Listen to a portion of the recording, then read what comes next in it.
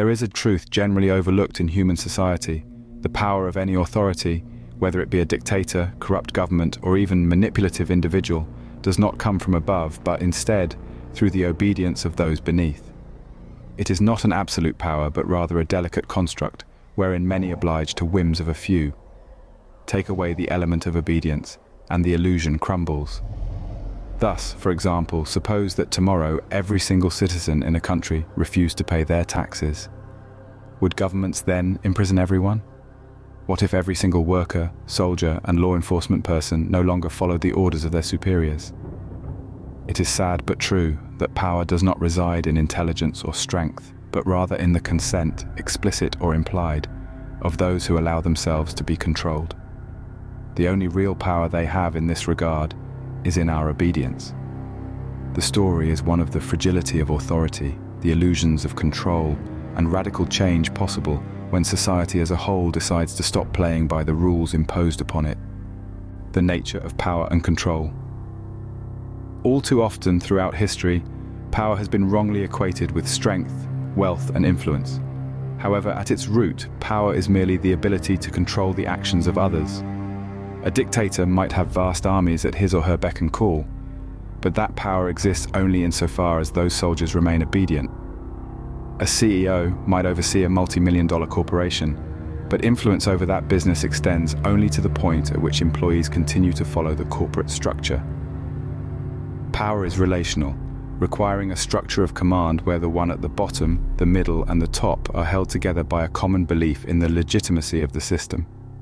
It is here that we can find a reason why authoritarian regimes do all they can to make their populations live in a state of fear, respect, or loyalty.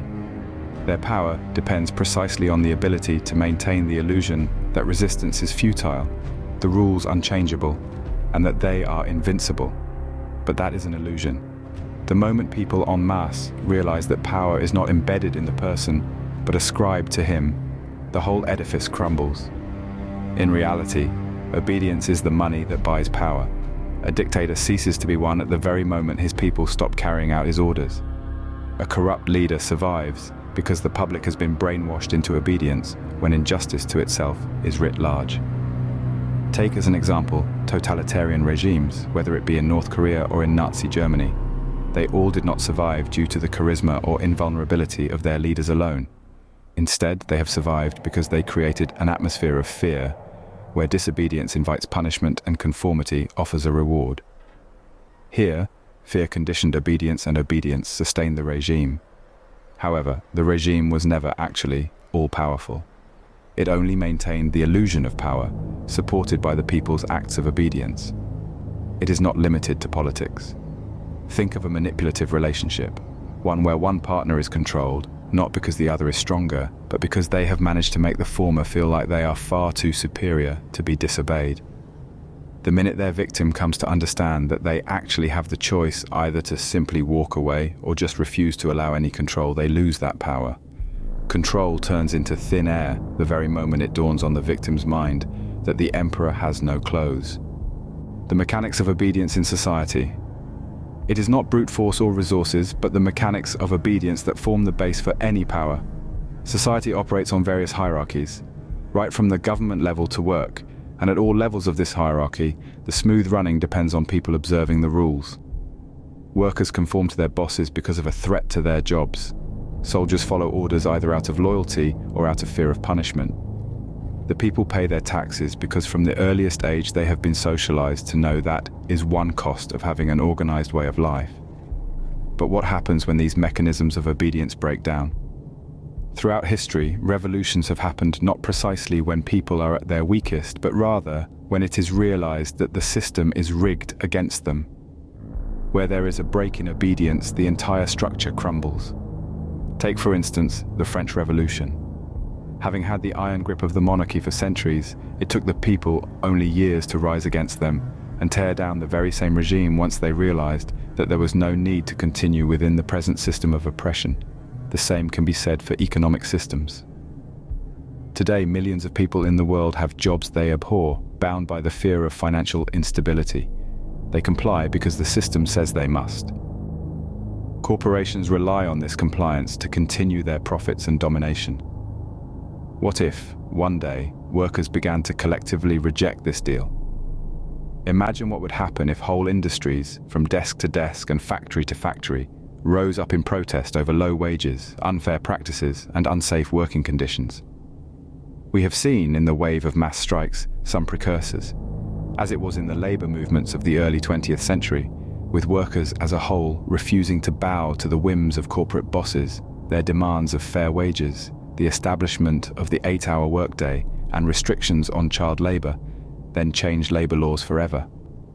These were not gifts from above, but rather the result of the simple realization that power, if it wished to exert itself, lay essentially in the hands of the workers. But why doesn't this happen more often? Why do we go on allowing ourselves to be commanded by systems that are so often working against us? The answer to that is in the social conditioning.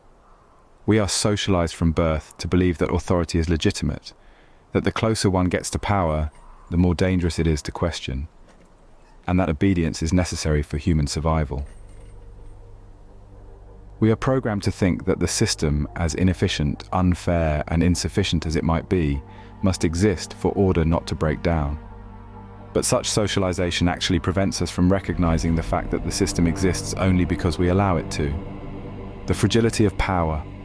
Now, imagine how things would go if people stopped playing along. Imagine if starting tomorrow all citizens around the world collectively decided to stop paying taxes. The outcomes would be staggering.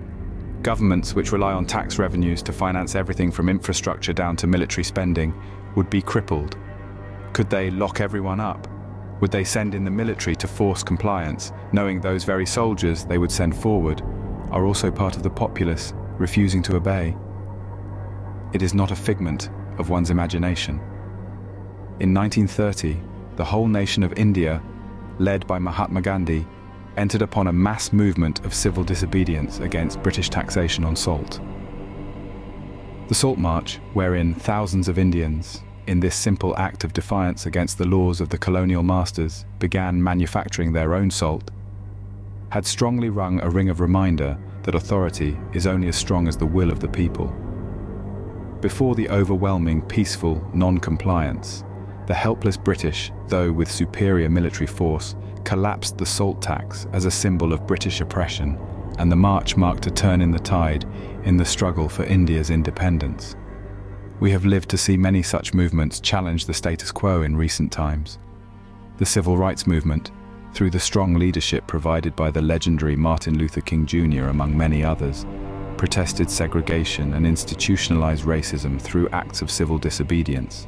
In refusing to adhere to unjust laws, what protesters made clear was that these laws are only sustained because all of society collectively supports their enforcement. When enough people chose to no longer obey, the laws crumbled. The message is unequivocal. All power structures, whether political or social, are inherently brittle. They rely for their functioning on the mass public's compliance. When enough members of the public reach a point where they can see that they actually have a choice as to whether or not they will comply, the dynamics of power begin to change. But why don't more of us do it? The reason is fear and inertia. They are terrified of the implication of disobedience, including losing one's job, going to prison, or receiving beatings. They are also immobilized because of the view that they, as an individual, will not be able to make any difference.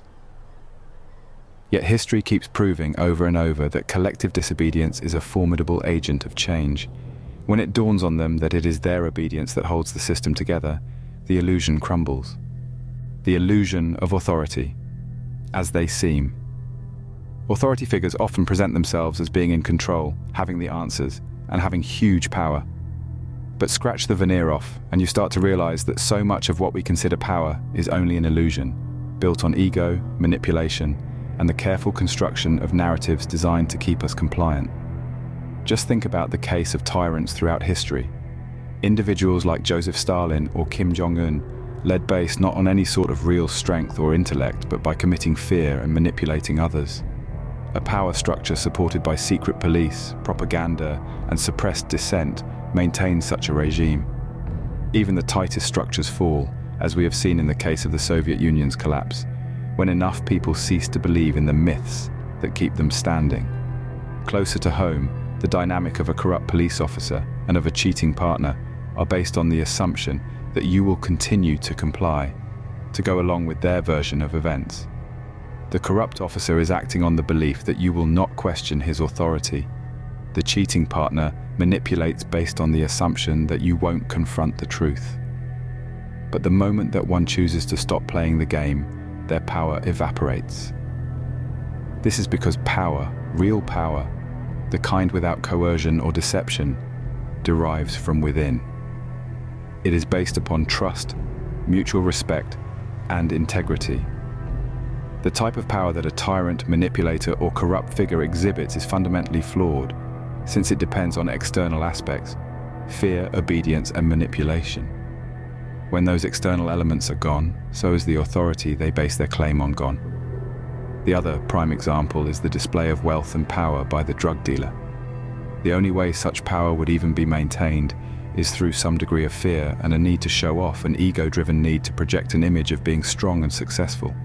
His power is given to him from the illusion he carefully cultivates: flashy cars, expensive jewelry, an entourage that surrounds him. Yet it is a hollow power, based underground on shifting sands of fear and exploitation. His further wealth and status depend upon others playing the game of his self-serving narrative. Indeed, as long as these people around him, buyers, rivals, or even law enforcement, continue to treat him as an authority or a figure of respect, he is complicit with them in maintaining this facade. But the moment anyone in his circle takes that image away from him, it crumbles. The moment someone calls out how ridiculous this overinflated ego is, or when the law finally catches up with him, it all comes tumbling down. That drug dealer, once intimidating and idolized, now stands for what he truly is: a man whose power was never real, only projected. His need to flaunt it rather than keep it low-key is his downfall. It's not unique to criminal figures. In politics, in business, even in personal relationships, those who project power through manipulation and ego often overreach because they start to believe their authority is unassailable. Their power exists only for as long as those around them believe in it. The moment obedience is withdrawn, their empire, whether it was built on fear, wealth, or influence, collapses. Holding on to the illusion of power, ego is a major driver with respect to the illusion of power. Generally, those leaders desirous of control through manipulation or coercion are driven by deep-seated needs to prove their superiority, to be in control of others, and to satisfy their sense of self-importance. In fact, what really differentiates those relying on false power from those who lead with real authority is the perception of being powerful, not the prudent execution of positive leadership. Think of the classical tyrants, those globally recognized authoritarian leaders who are surrounded by sycophants that feed their illusions of grandeur. They need to feel sought after at all times. Their ego demands it in the form of public gestures that denote loyalty, fear, and respect. The irony is that it points to his insecurity. A strong man would never need to make such demands for respect. Commanding respect would emanate through his actions and character. That is also why so many seemingly sturdy-looking authoritarian regimes are so fragile. The power they yield is but a projection of their ego, a palpable balloon built up through fear and propaganda, and any minor threat to that image sends them into a frenzy. When, in 2011, Muammar Gaddafi, the Libyan dictator, was toppled, it was not by any invading force. Rather, it was because the people of Libya stopped buying into his invincibility narrative. In a twinkling of an eye, this man's power, thought absolute for well over 4 decades, simply vanished. In personal relationships, ego plays a similar role. The most integral part of a cheating partner's sense of power is derived from the method in which he can manipulate others, living a double life without ever being caught. The tiniest thing that comes along will show how fragile that sense of superiority was. Believing that one's partner would continue to trust them, or that one's own deceit would remain undetected.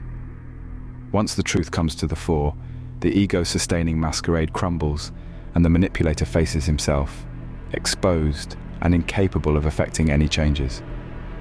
The same goes for the corporate leaders who take every opportunity to exploit their employees for personal enrichment. Their power, too, is maintained by the belief that workers can do nothing but acquiesce to unfair treatment. But as history has shown, once the workers unite and refuse to be exploited through strikes, protests, or unionization, the balance of power shifts. What happens is that the ego-driven leader, who once believed that his dominance was absolute, if not, now is faced with the reality that his authority is only as good as the cooperation of those beneath him. The ego, therefore, is at once the driving force toward an illusion of power and the weakest link of all. Those who exercise power from a position of ego stand every chance of overstepping themselves, losing sight of the fragility that comprises control. They don't understand that power must be gained, not commanded, and true authority only emanates from the will of others to follow, not from an ability to coerce or lie to them. What if we all stopped playing along? Perhaps nothing speaks more convincingly to the illusion of power than those structures that govern our societies, governments, economic systems, and law. These seem like unshakable structures with laws, taxes, and institutions that are impervious to any semblance of challenge. But at the heart of every system is one very simple single truth.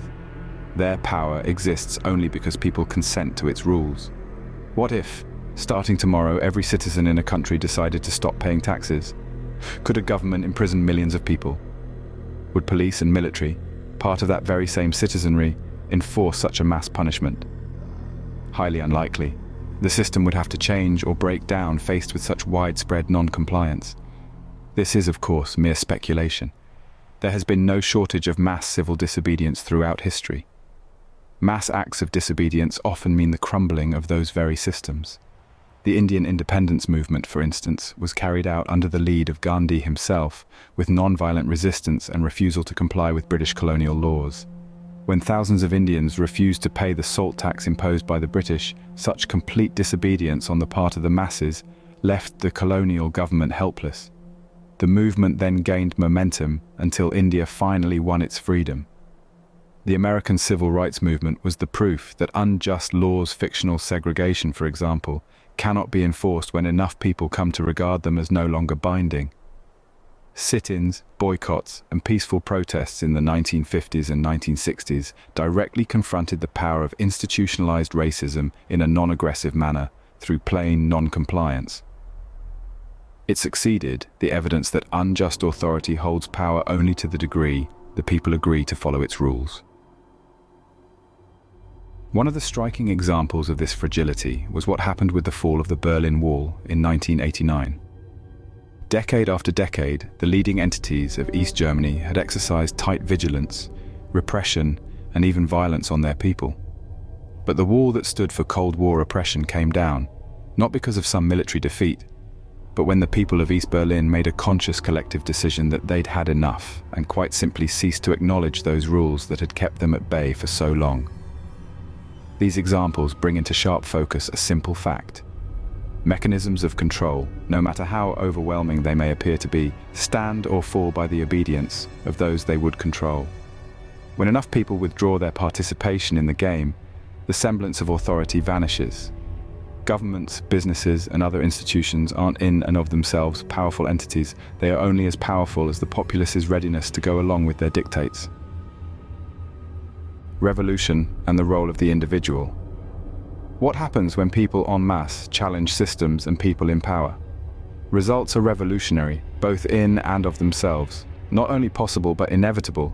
The power of an individual is multiplied by the masses who have the capability to overthrow even the most entrenched systems of oppression. But revolutions needn't be grand gestures or violent uprisings. It sometimes starts with small acts of defiance, one person refusing to go along with the status quo. Consider the case of Rosa Parks, who defied segregation by refusing to give up her seat on a public bus to a white man in 1955. This act launched the pivotal Montgomery bus boycott of the civil rights movement. Parks' singular act of defiance, followed by the mass community reaction of the African American population, reaped systemic change that shoved against the power structures of racial segregation. An individual has more power against oppression than he can imagine. The governments, corporations, and dictators all thrive on the belief of people that they are powerless. Individuals cannot bring about any difference. However, history shows this belief is a lie, a narrative perpetuated to maintain control. Actually, every system of power depends upon individuals choosing to obey. When individuals withdraw their obedience, systems falter. Revolution doesn't necessarily have to be the toppling of government. Sometimes it means taking responsibility for one's life. It means that in personal relationships, for instance, the very moment when one decides not to act anymore like a victim, to walk away from a manipulative partner, or to confront a toxic family member is a revolutionary act. It questions the power dynamic and retrieves one's autonomy. At work, revolution takes the form of blowing the whistle when an employee exposes corruption or some form of unethical practice within a company. This defiant act can bring mighty organizations built on House of Cards deception and exploitation crashing down, often undertaken with great personal risk. Whistleblowers like Edward Snowden and Chelsea Manning showed just how fragile those systems they exposed were, and that even the most powerful governments can be shaken when individuals break their silence. That is where the power of one is multiplied by others joining in. The minute one starts disobeying, people around start questioning their own obedience. That's how movements happen. That's how revolutions are born. The beginning of oppressive regimes crumbling, corrupt institutions and abusive relationships is the realization of how their power is but an illusion, and that the only real power they possess is the obedience we choose to give them. The future of power. If we are to accept that the only power they have is our obedience, then the inevitable question has to be, what next? What happens at the moment when, en masse, we cease to dance to the tune of political, social, and personal regimes of control? Where domination does not stand, collaboration and consent do. Real power would then be the power to inspire, to unite, and not to coerce or manipulate. If obedience no longer formed the basis of authority, the very notion of power would need to be redefined. The future of power has nothing to do with dominance. It is all about collaboration and mutual respect. True power comes from inspiration. It comes from leading by example and uniting people behind one great cause. In a consent culture, active participation is not the result of fear or manipulation, but an outgrowth of belief in the shared vision and values. It is resilient, since it doesn't depend upon the fragile scaffolding of forced obedience. True leadership only asserts itself when people have the power to give meaningfully to a system they can believe in, not be subjugated to one they're too afraid to challenge. It would mean in such a future that governments, organizations, and communities derive their strength from the trust and collaboration of their members, not from the illusion of control. Certain ideas are already being experimented upon through the processes of direct democracy and decentralized governance.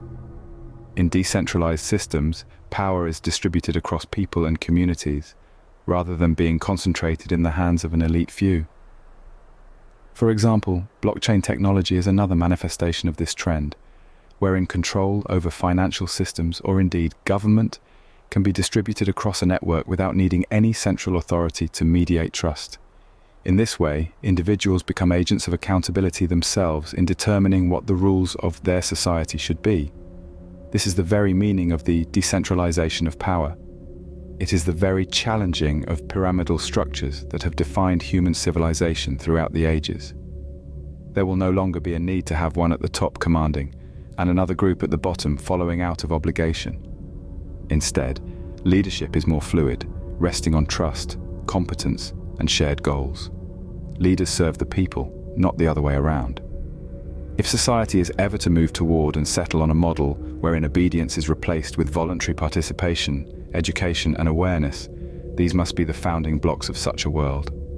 Man must, through experience and social exposure, be properly informed and empowered to make decisions concerning himself. At this juncture, critical thinking, empathy, and problem-solving through collaboration take the place of fear-based obedience as those elements that keep society cohesive. People in such a world participate actively in shaping the world they live in, rather than compliance with authority because one has to. But what does that portend for the future of work, economics, and governance? Now imagine a system in which UBI relieves them of the economic pressure that keeps them in a state of compliance. Once people are no longer held to jobs they despise simply to survive, the dynamics of power balance very dramatically. The employers can no longer exploit workers who feel they have no choice but to comply. Instead, jobs will be places where people will choose to show up because they happen to believe in the mission or value of what they do, not out of economic coercion. In governance, this would seem to mean the devolution toward participatory systems, where laws and policies are shaped not by a distant ruling class, but by the people themselves, through citizen assemblies or online platforms. It is a political power that would be further decentralized, with decisions made through dialogue and consensus, rather than executive decree. It is a system where people have all the power and authority figures are responsible to serve their communities. This would mean that in terms of personal relationships, the shift away from control and manipulation would be relationships built on mutual respect, where power dynamics are flattened and people treat each other as equals. Imagine a world in which abusive relationships are the exception and not the rule. People are socialized from a young age to identify toxic behaviors and empowered to set boundaries and command respect. All these changes would constitute a radical reconfiguration of how power works in a society, not from the top down, not based on fear, but collaboration, respect, and choice would become the source of a thriving, resuscitated society. The power of collective disobedience. The future of power is not an abstract notion, however. Rather, it is one that we can begin building today. No greater agency in our lives, truly free from systems of control, can be reached than through collective action. The most powerful thing we have is mass disobedience. Not violent revolution, but peaceful, organized non-compliance. The best way to make sense of disobedience is to see that systems we want to change require our participation to function. If enough people take away that participation, systems are compelled to change or collapse. The potential for mass disobedience has already started to be tested in contemporary social movements. For example, climate activists are using direct action by blocking roads, stopping business as usual, and making governments and corporations take up the environmental crisis. These acts of civil disobedience are non-violent, but make it impossible for the system to function without taking up the people's demands. Movements of racial justice and economic equality have utilized mass disobedience to unjust laws, workplace exploitation, and systemic racism. The Black Lives Matter protests, erupting after the killing of George Floyd in 2020, are a clear example of how mass protest and civil disobedience can force society to face deep-rooted systems of power and oppression. The clear lesson from these movements is that the people are more powerful than people in power. In one act of disobedience united, ordinary people challenge systems that no longer serve them, and it shows just how fragile those systems are. Police can beat down, and politicians can condemn. Corporations can try to silence dissent, but they cannot compel compliance when enough people refuse to play along. Mass disobedience need not be confined to the streets. It can also take the form of economic disobedience through boycotts, strikes, refusal to pay taxes, or to participate in systems and structures that are oppressive and exploitative. Any corporation's or government's power is circumscribed by the degree to which human beings cooperate with it. When we pull our cooperation financially, physically, emotionally, their power crumbles. A new conception of power. What does it look and feel like when power is not defined by coercion or obedience, but rather collaboration, consent, and mutual respect? It would be a world in which authority would have to be earned and not assumed, one in which leadership was shared and not monopolized. In this new vision, communities are at the center of the organizing force in society. Decisions are made locally through direct democracy. Global structures of governance may well exist, but based on cooperation and consent, not centralized authority. The economy would be human-centered instead of profit-centered, where certain forms of wealth distribution would be in place to ensure at least everyone's basic needs are met, so that individuals are free from the current economic pressures that force compliance. There would still be innovation and progress. It's just that the gauge shifts from the bottom line of profit to the collective. Instead, education would no longer condition children for blind obedience, but would instead prepare them to think, create, and understand in depth the essence of ethical behavior. It would teach children not to follow, but to question, analyze, and act. At the heart of this new world is a simple truth. Freedom comes not from overthrowing one master to install another, but from dismantling the structures that make masters necessary in the first place. When people can think and act for themselves and build systems that reflect their values, oppressive power structures become moot. This is not a utopian vision. It is already now, coming into form in small pockets across the world. Through worker cooperatives, intentional community, movements for climate justice, and experiments in decentralized governance, The seeds are being planted, and all that remains to be done to allow it to sprout and bloom is for us to stop obeying the systems that no longer serve. An illusion is whatever power they have over us. Actually, the power was ours all along. We have only to reclaim it. The beginning of true power. The only power that any elite of tyrants, corrupt systems, or manipulators have is through the power given to it by our acts of obedience. Their strength is not their own. It's borrowed from our compliance. Insofar as we continue to play the game, this illusion can stay intact. But the moment obedience becomes disobedience, the illusion will shatter, and with it, the truth comes forth. The people are where power truly resides in its most original sense. It is not their control, but our ability to reclaim our agency that defines the future. Another world will be possible when we realize the fragility of their authority, embrace collective disobedience, and build new systems based on respect, collaboration, and mutual aid. A world where power is not something imposed upon us, but shared among us. The only thing that gives them power is our obedience. When we stop obeying, we take that power back. Thank you for spending time with us through Spookscope today. Feel free to share your knowledge and wisdom in the comment section, and don't forget to subscribe to the channel and share it with your friends and family. Until next time, my dear spooker, stay curious.